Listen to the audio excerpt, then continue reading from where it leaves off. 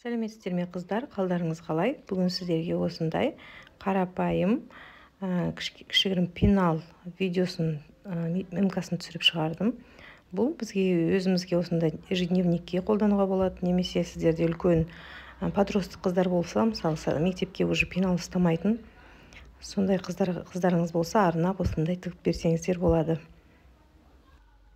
Видео ұнап жатса, қыздар лайк басып, комментарий қалдырып, пікірлеріңізді қалдыруды ұмытпаңыздар. Бұл пенал үшін бізге қыздар осындай дак матасынан артылып қалған менде осындай кескіндер бар екен. Осыдан мен 3 дана кесіп алдым.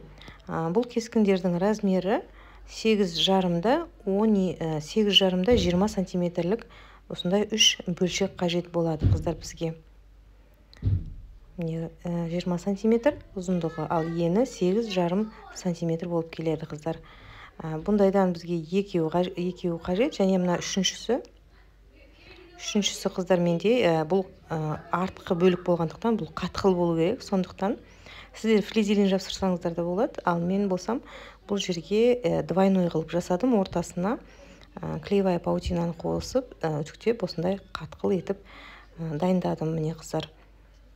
Енді бізге келесі не істейміз? Және бізге осындай замок қажет. Мен жасыл түсін алдым. Менде сочетание цветов келгеннен кейін осындай жасыл түсті қолданамын. Сіздер енді өздеріңізде қандай замок бар, соған қарай метражный немесе басқа да замоктарды қолдана аласыздар. Және бізге осындай созылмалы резинка. Резинканың бізге 23 сантиметр шамамен керек болады. Бұл да метражный болып келеді. Сол енді қыздар бастайтын боламыз. Ол үшін ең бірінші мына бір бөлшекті қақ ортасынан бөлеміз. 8,5-ді 2-ге бөлген кезде осындай бізде 4-те 3, 4-те 2 болып бөлінеді.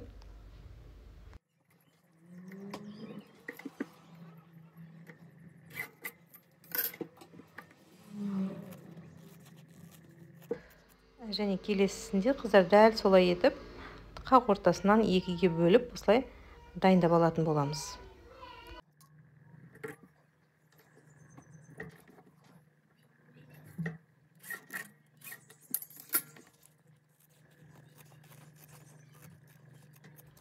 Міне қыздар, енді осы келесі жұмыс бізде осы кесіп алған жарты кескінге біз замогымызды орнататын боламыз.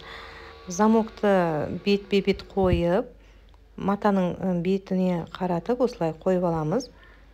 Және де мына темірі матадан 1 сантиметрге төмен тұрса, 1-1,5 сантиметрге төмен тұрса, дұрыс болады міне. Осылай қойып, лапканың шетімен әдемілеп түзу тігіс жібереміз.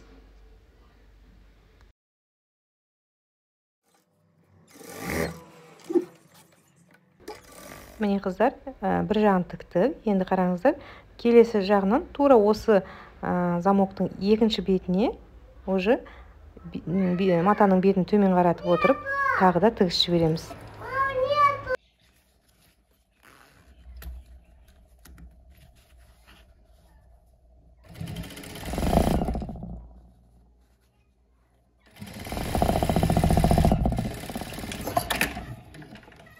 Міне қыздар, бізде бір жақ бөлігі осылай дайын болды.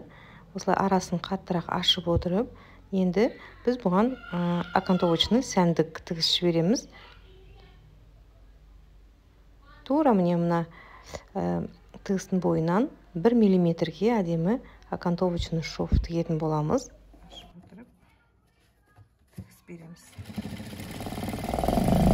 1 миллиметр. Міне қыздар, біздің бір жағымыз дайын болды. Осындай. Енді келесі жағын тоже тура сол методпен, сол тәсілмен міне замокты ашып, ыңғайлы болу үшін. Бұл жерде біз белгілеп алсақ болады. Темірді қай жерден бастап матаны тіккенімізді белгілеп аламыз. Қазір міне ручкамен белгілеп алып, және сол жерге матаның басталу жері осы жер болады. Осы жерге матаны қойып, бет-бет, замокпен бет-бет матаны қоямыз да, лапканың бойымен екінші жағына түзу тігіс жіберіп біріктіріп аламыз.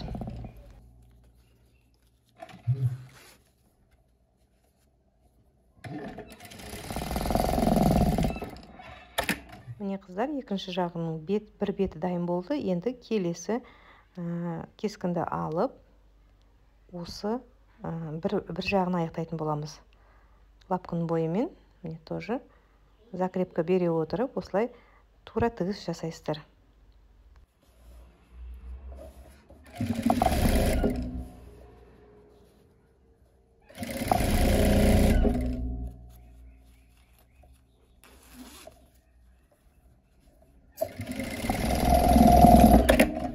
Міне қыздар, енді бұны да жаңағы бірінші жағын тіккен сияқты тура осылай қаттырақ ашып отырып, осылай араларын тігісті әдемілеп жатқызып отырып, осындай сәндік 1 миллиметрге тігіс жіберетін боламыз.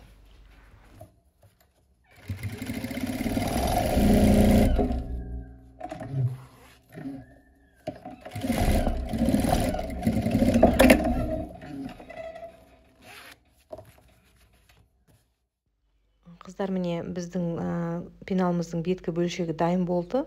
Біз енді бұның артық замоктың шығып тұрған жерлерін қиып, матамызды бір елкі размерге шығарып алатын боламыз. Міне қыздар, бәрін кесіп, артық бөлшегін кесіп алдық. Енді бізге осы екі жағынан тігіс жіберіп ұстатып алсақ болады. Осылай әдемілеп тігіс жібереміз. Енді бұл әрине міндетті емес, тек қана сіздерде бұл келесі тігісті жасаған кезде түп-түзу түсетіндей етіп осындай бір ұстатып аламыз. Келесі жұмыс, қыздар, бізде енді бұған резинкасын орнататын боламыз. Резинкасы бізде, мысалы, мына пеналдың бойы 20 сантиметр болатын болса, 3-4 сантиметр артығымен резинканы алатын боламыз. Мен 23 алдым. Сіздер енді өздеріңіз кітапшаңыздың ұзындығына қарай 3 немесе 4 сантиметр артық алуларыңызға болады. Міне осылай өлшеп аламыз. Дайын болған лентамызды, қыздар, міне тура замоктың үстінен, яғни пеналдың ортасынан осылай қойып, лапканың бойымен 3-4 сантиметрге осылай закрепка беріп отырып тігіп аламыз. Және де келесі жағында тура сол сияқты ұстатып алатын боламыз. Мына жерде темірі тұрғандықтан мен қазір бұны алып тастайтын боламын. Міне темірін алып тастадым, қыздар. Осылай лапканың бойымен резинканы мықтап отырып, бір немесе 2 рет жүріп өтсеңіздер болады. Осылай тігіп аламыз. Міне қыздар, резинкамыз дайын болды. Осындай болып шықты. Енді келесі біз мына қатқыл бөлшегімізді артқы жағын тігетін боламыз. Ол үшін мына резинканы осылай ортаға кішкене жинаймыз және әдемілеп отырып 4 жағынан тігеміз. Міне 4 жағынан айналдырып тігеміз дедік, және бірақ бір жағынан 5 немесе 7 сантиметр етіп осындай бір кескін қалдырып қаламыз. Бұл жерден біз пеналымызды аударатын боламыз.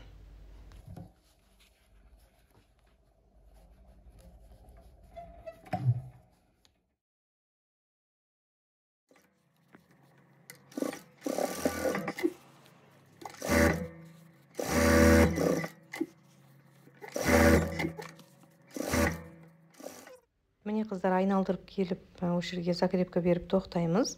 Тоқтаймыз да, мына жерден где-то 7 сантиметр аралықты тастап кетеміз де, қайтадан закрепка беріп осылай жабатын боламыз. Міне қыздар, осындай ашық қалды. Енді тура осы жерден аударатын боламыз. Ол үшін ең бірінші, қазір мына артық бізде маталарды осылай кесіп тастаймыз. Ұштарын шығарамыз.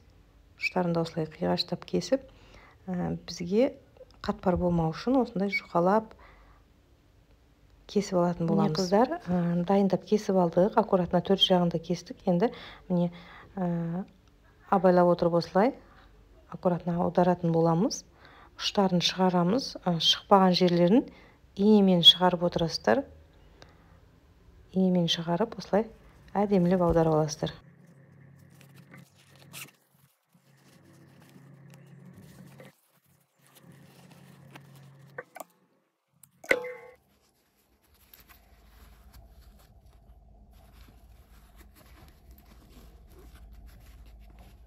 Міне қыздар, ендігі жұмыс мына жаңағы 7 сантиметр арақашықтықты қайтадан тігіп шығамыз. Іш жағынан осылай мына артық сөгілген маталарды кесіп тастаймыз да тігіс жүргізетін боламыз.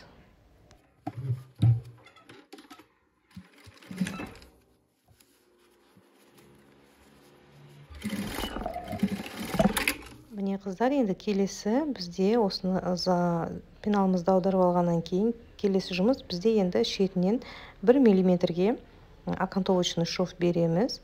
Мына ұштарын әдемі шыққаны дұрыс болады. Осылай инемен ұштарын шығарып аласыздар да шет жағынан, төрт жағынан окантовочный шов беретін боламыз. Және қыздар, толығымен осылай аударып алғаннан кейін бір үтікке басып алсаңыздар, сол жақсы болады. Міне қыздар, мен үтікпен бір басып алдым. Бізде осындай пенал пайда болды. Енді қазір біз бұған шетінен 1-2 миллиметрге окантовочный шов берсек болады. Ол үшін папканың бойымен осылай 1 миллиметрге осылай шетінен әдемілеп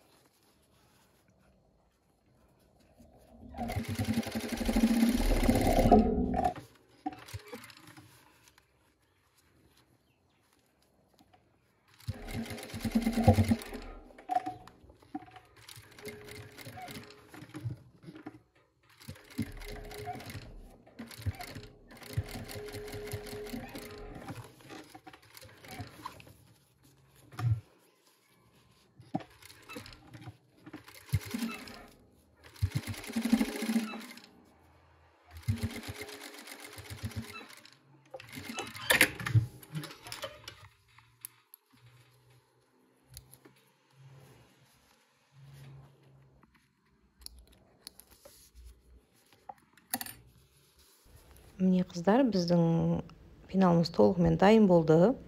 Қазір біз бұның ішіне салып көрейік. Міне осындай әдемі болып шықты. Бұл пеналға қыздар, міне бір ручка, бірнеше ручка сияды. Міне екінші ручканы саламыз. Өшіргіш, ұштағыш сияқты нәрселер сияды. Міне осылай әдемі болып қолданысқа жарайды қыздар осылай. Міне мынау менің өзімнің күнделікті ежедневнигім. Соған салып көрсетейін. Міне осылай ручкаңызда жоғалмайды. Әрдайым